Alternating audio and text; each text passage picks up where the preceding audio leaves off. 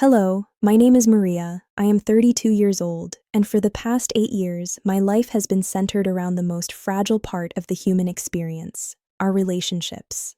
I am a psychologist. I've worked with hundreds of couples, families that seemed unbreakable, and people who were left completely destroyed by the revelation of infidelity. We often think of infidelity as a simple act of betrayal, a black and white moral failure, but in this room, behind these doors, I've learned that it is rarely that simple. Today, I want to take you deep into one particular story, a story that challenged everything I thought I knew about love and choice. It's a story about a storm of emotions, the blinding anger, the hollow pain, and the absolute destruction of trust. But as we walk through this together, I want you to ask yourself, is it always a mistake, or is it sometimes a conscious, even necessary choice? This story is real. I've changed the names to protect the people involved, but every word, every tear, and every silent moment I describe is absolutely true. Ready? Let's begin the journey. It started on a Tuesday afternoon.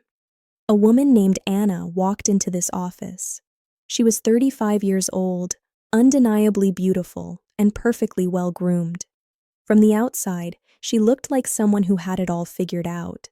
But as she sat down across from me, I saw the truth. Her eyes, they were empty. There was a hollow quality to her gaze that spoke of years of quiet desperation. For a long time, she just sat there. 1 minute passed, then 2. The silence was heavy, thick with things unsaid. Then, in a voice so quiet I almost missed it, she said, "I cheated on my husband." You know, in my profession, I've heard those words more times than I can count. But I knew immediately that Anna's story wasn't going to be like the others. She had been married for 12 years to a man named Dmitri. He was a successful businessman, a provider in every sense of the word. They were the perfect couple in their social circle, the ones people pointed to as an example of stability and success. But as we talked, the cracks in that perfect facade began to show. On the surface, Anna and Dmitri had everything. A sprawling house in the suburbs, expensive cars, and annual vacations to the most beautiful corners of the world. They had 2 children, a 10-year-old boy and a 7-year-old girl who were the center of their universe. It was the life that most people dream of. But inside that beautiful picture, Anna was starving. Dmitri was a man of discipline and work. He worked 14, sometimes 16 hours a day. He came home late, exhausted, and retreated into a shell of silence. He provided the house, the security, and the status, but he had stopped providing the one thing Anna needed most, himself. She told me that over the years, he had started looking at her as if she were just another piece of furniture in their expensive home. She was there, she was functional, she was beautiful to look at, but she wasn't a person to him anymore. He didn't see her desires, he didn't hear her fears, and he certainly didn't feel her loneliness. It was a slow-motion abandonment. Then came the catalyst. A new colleague named Maxim joined Anna's firm. He wasn't particularly more successful than Dmitri, nor was he younger, but he had one quality that Dmitri had lost: curiosity. One morning near the coffee machine, Maxim asked Anna a simple question. "How are you?" Not the polite passing version of the question, but a genuine inquiry. He waited for the answer. He looked into her eyes, and for the first time in over a decade, Anna felt the shock of being seen. It started as small conversations, lunch breaks that ran a little long, coffee runs that turned into deep discussions about life and books and music. Maxime became the oxygen in her suffocating world. He reminded her that she was a woman with ideas, with humor, and with a heart that was still beating. The friendship felt like a safe harbor at first, but soon the gravity of their connection began to pull them into deeper waters. The emotional intimacy was the real betrayal long before anything physical happened.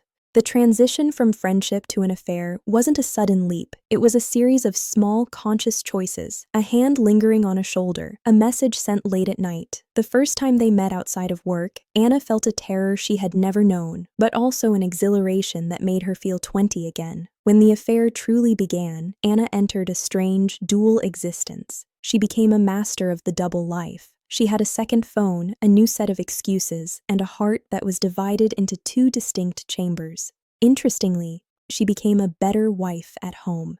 The guilt drove her to be more attentive to Dmitri, to cook his favorite meals, to be more patient with the children.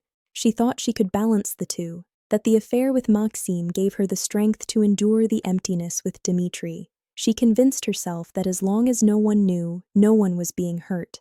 But a double life is exhausting. It's a constant state of high alert, a house of cards waiting for a single gust of wind.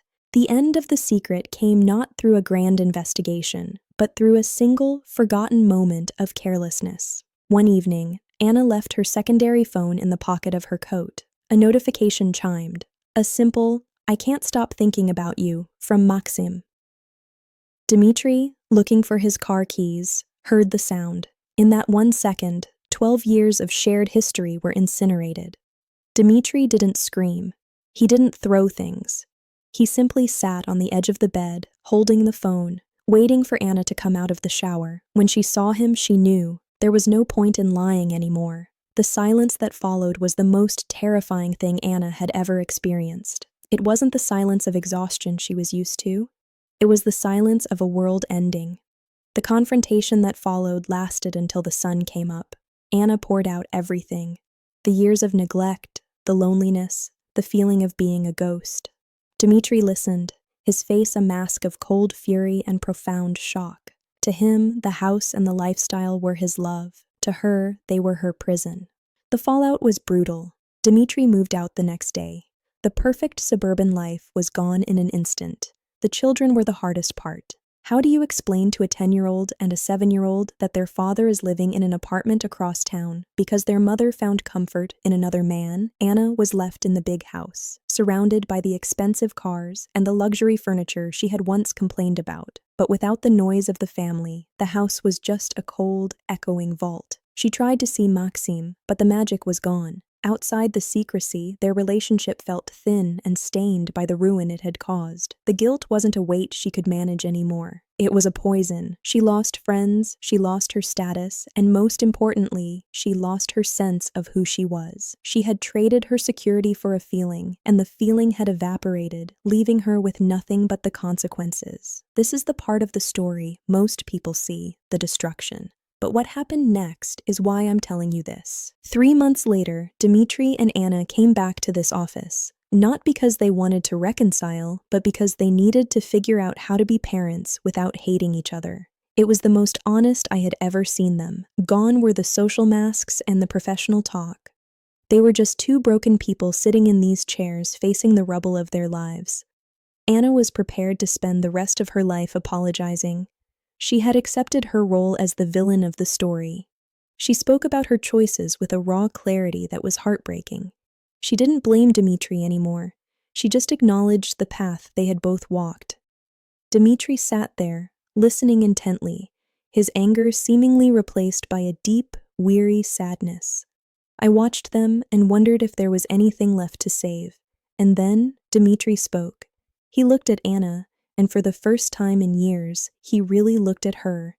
He said, "I've spent 3 months thinking about why you did it, and I realized that I wasn't just working for the family, I was hiding in my work because I was afraid of the distance between us too."